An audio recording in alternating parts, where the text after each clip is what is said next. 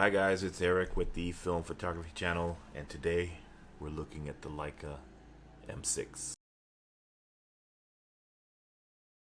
So this particular M6 is the M6 Classic, and I'll tell you a little bit about the different models. It's called the M6 Classic because it has the M3 Classic dimensions. That's the root of the name. That's where the name came from. The top and bottom plates were made from a lighter, cheaper magnesium alloy versus the heavier brass that the M3 was made from. Okay, and also the M4. Let's see. It's an all-mechanical camera, so there is no need for the battery in order to operate the shutter or any of that. The shutter doesn't need the battery at all. The battery is strictly for the light meter. Right away you can tell this is an M6 Classic because it's got the smaller diameter shutter speed dial, where the M6 TTL, which is for through the lens flash, would have a TTL written somewhere on the shoe, and it would have a larger shutter speed dial. Not only was the shutter speed dial a different size, it also moved in the opposite direction from the indicator LEDs in the viewfinder. Now, inside the viewfinder, you have two red LED arrows pointing kind of towards each other. So if you have an arrow pointing towards the left, towards my left, that means that on this camera you turn the shutter speed dial the opposite, and until you get two arrows on at the same time, and then that'll indicate that you've got proper exposure. And to center weighted metering, it meters off the film plane off of this white dot that you see in there. Okay, the meter is looking at that white dot to determine exposure, and then when the picture is snapped, then you get your photo. Okay, and the white dot goes away until you recock the shutter. You see that? See, it scoots out of the way. This particular one has the red lights, it says. Yeah, it says lights, which was the original name before they changed it to Leica. And I'll put here what lights stood for exactly. I think it was a combination of two names.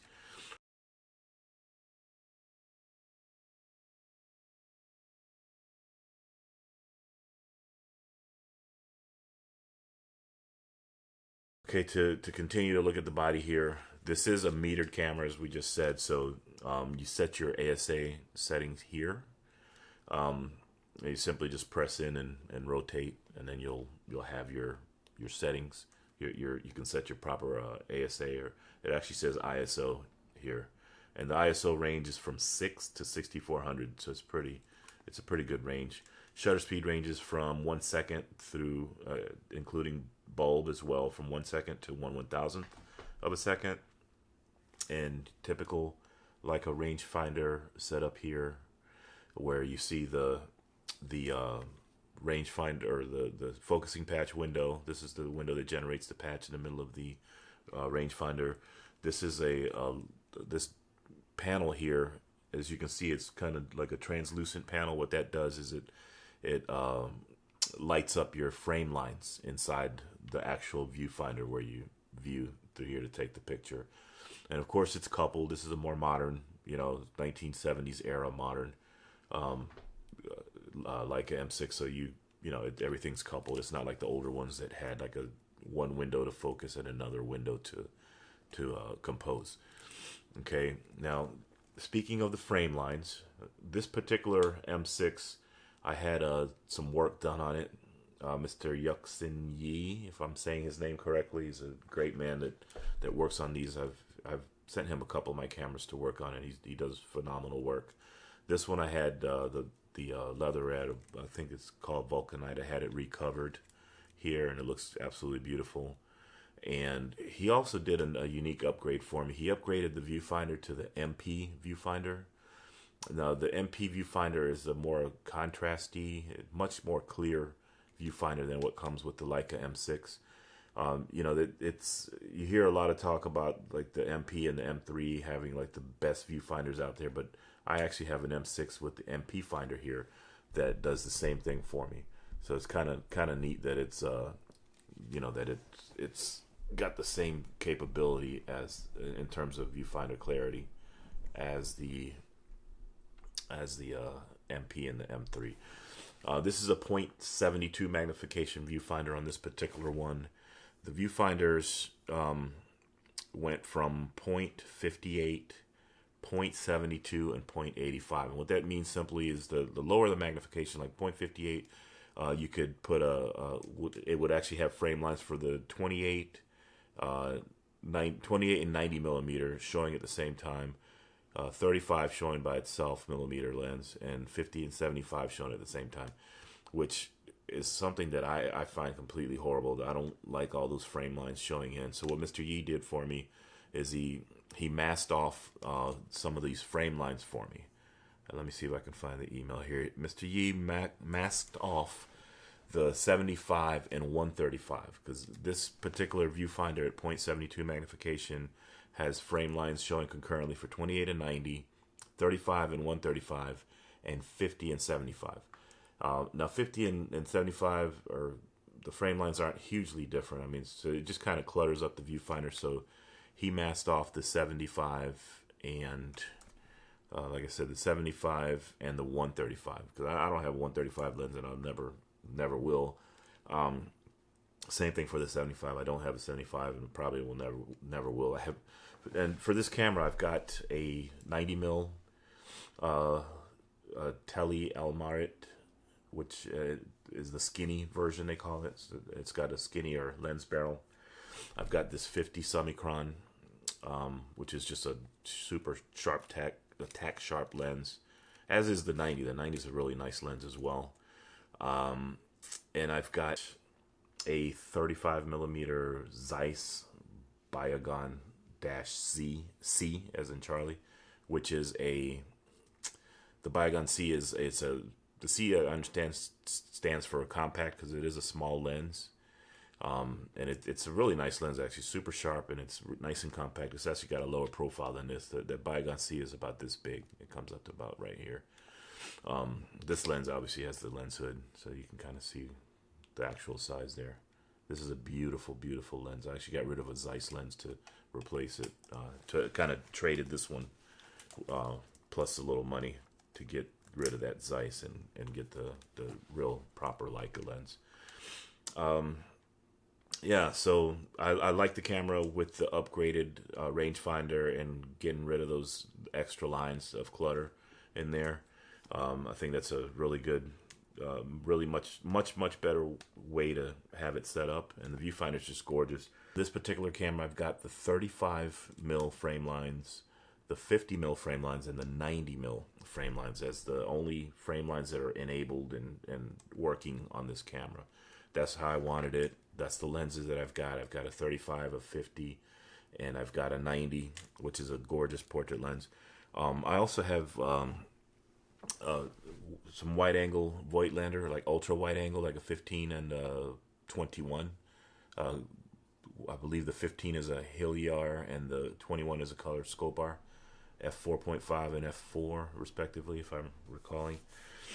Which are just beautiful little lenses. They're sharp as a tack, and I mean Voigtlander does a really good job with those ultra wides. I think they're the best ultra wides you can get for a Leica, and they are actually much more compact than anything that Leica makes. And part of the reason for that is because they're f4 and f4.5. They're not, you know, these f2.8 or f2.0 lenses that make the lens barrel huge. But in any case, since there is no frame lines for the 15 or the 21, obviously the Voigtlander has these little viewfinders that you can attach on there, and then you do use them, and they're super bright. There's no frame lines in these viewfinders, but they're really, really bright, and it make it a real easy to compose.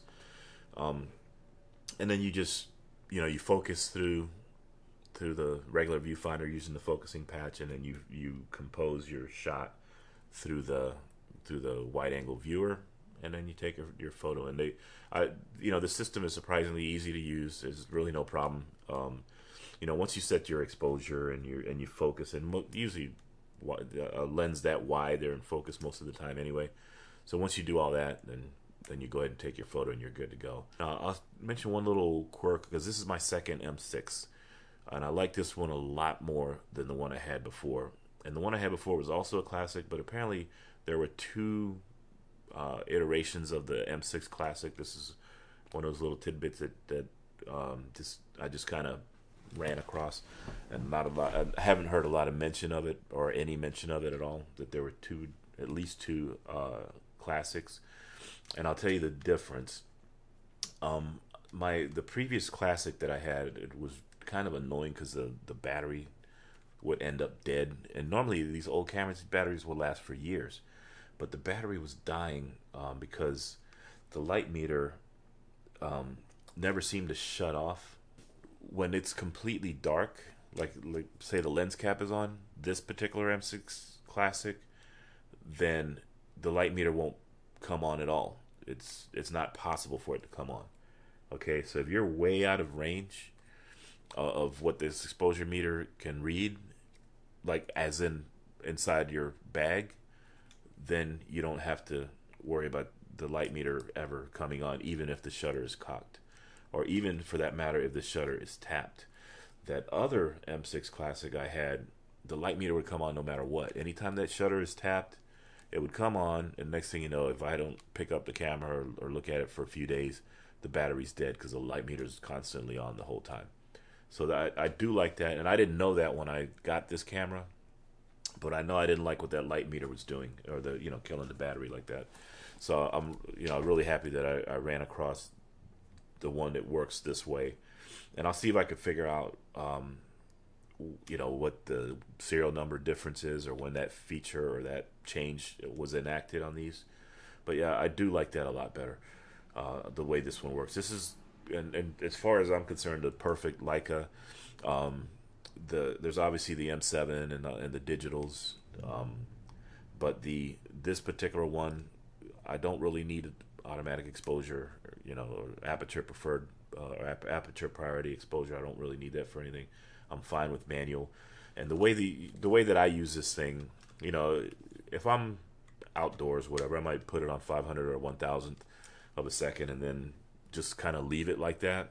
I don't need to constantly mess with the shutter speeds.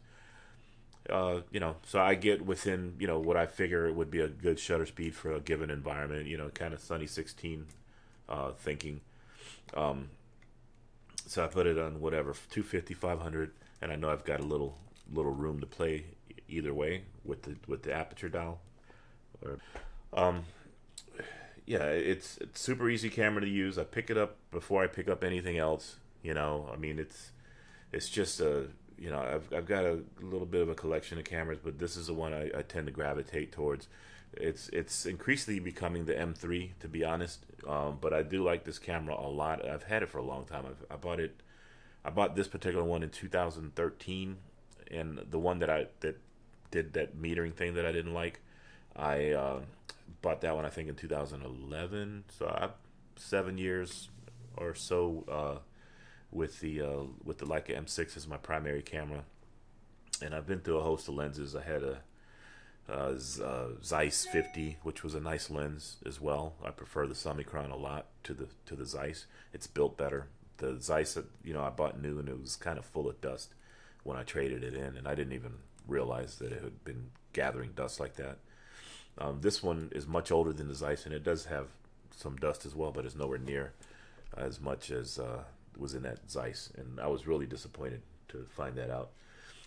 And the Zeiss isn't built anywhere near as nice as these are. People say though the Zeisses are built so well. They're not built all that well. I mean, they're built okay, but I think Nikon actually builds better lenses than in terms of the body. The Zeisses are super sharp lenses. They're almost clinically sharp, where these lenses have a little more personality, if that makes any sense. Because the Zeisses are like, if you're taking pictures of test charts and something that just has to be 100% accurate and sharp, where these have just render. I mean, they're sharp. They're as sharp, or if not sharp. I think this actually is a sharper lens than the Zeiss 50, but it just gives this beautiful rendering. It's just hard to explain, but it really does make the difference. and these things have resale value. You try to get rid of a Zeiss lens if you don't want it anymore. They're almost impossible. Nobody wants to pay for them. But a Summicron you can sell in an afternoon, usually. Okay, just going back to the body. I mean, it's pretty standard stuff. I kind of go over the body every time I do a review, but I'll go ahead and do that. As we talked about earlier, this is your ISO dial, and that is coupled to your meter, because you do have an actual working meter. Viewfinder window, this is your X flash sync. It does have a hot shoe. And the film counter window is nice and big and bright, very easy to see. I like that silver with the black numbers because you can actually see it in, like broad daylight and harsh sunlight. The body of this thing just feels great. It does feel lighter and cheaper than the M3. The M3 just feels like more like a firearm than it feels like a camera.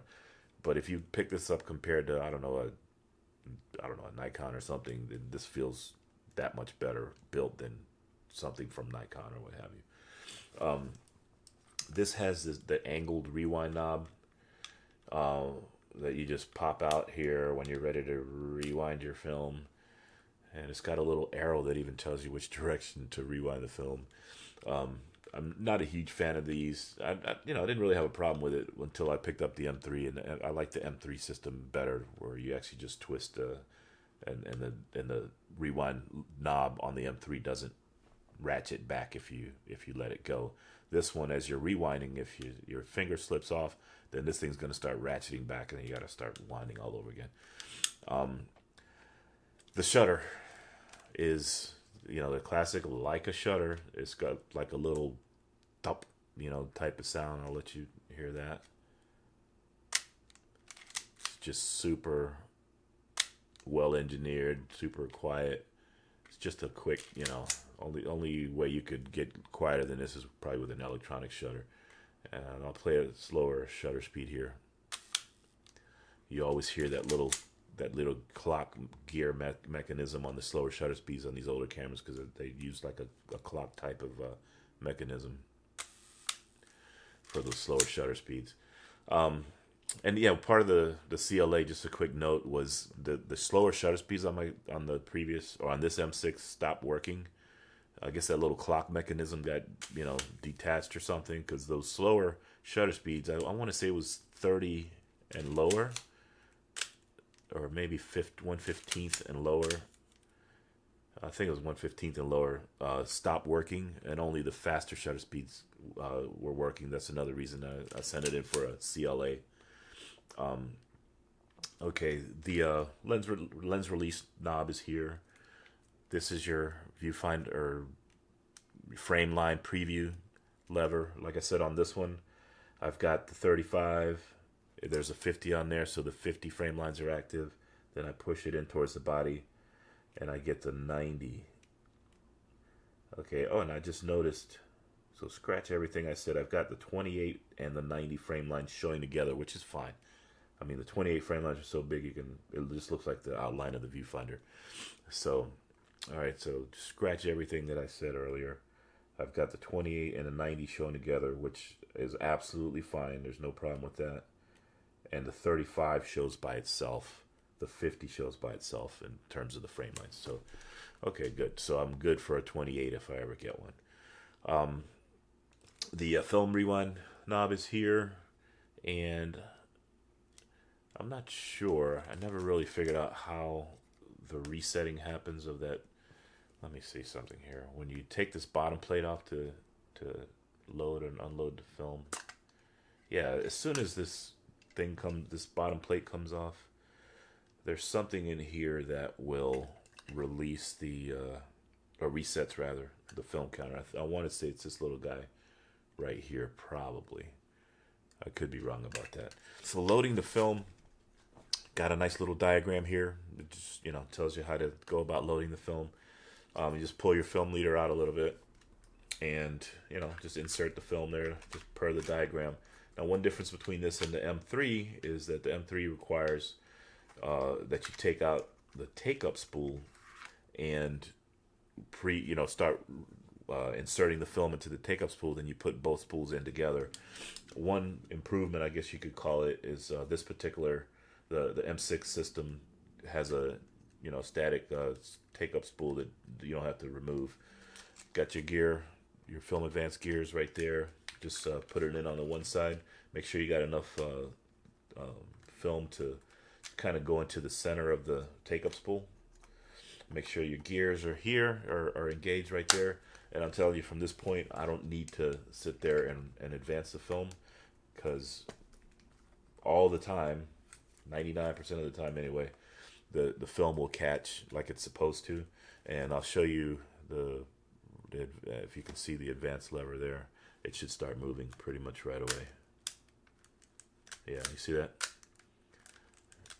Yeah, it's every time. I've loaded this thing so many times, I don't even sit there and take a bunch of pictures and waste film. And you get 38, 39 frames if you load it that way. You see how easy it is to load. And this is easier to load than any other camera I got. The ones that have that back that pops up like that, like most other cameras, except for like a Raleigh or a Leica. They all have the pop open back that you sit there and wind the film in there. But this, you see how easy this is. You drop the film in there, make sure your sprocket's engaged, make sure you're in the middle of that take-up spool, and then you're guaranteed. I'll say 95% because nothing's 100%. But you're pretty much guaranteed to you'd be good to go there. All right, so the focusing tab on these cameras or on these lenses, or it's usually something like this. The Zeiss has a hump with a serrated hump. This has like a tab that your thumb inserts in. So when you take a picture with this particular like a M6, it's really easy. I mean, you fall right in there. Your finger just falls right in that focusing groove here, that little tab in here. It just naturally falls into place. Or maybe because I'm just so used to using the camera.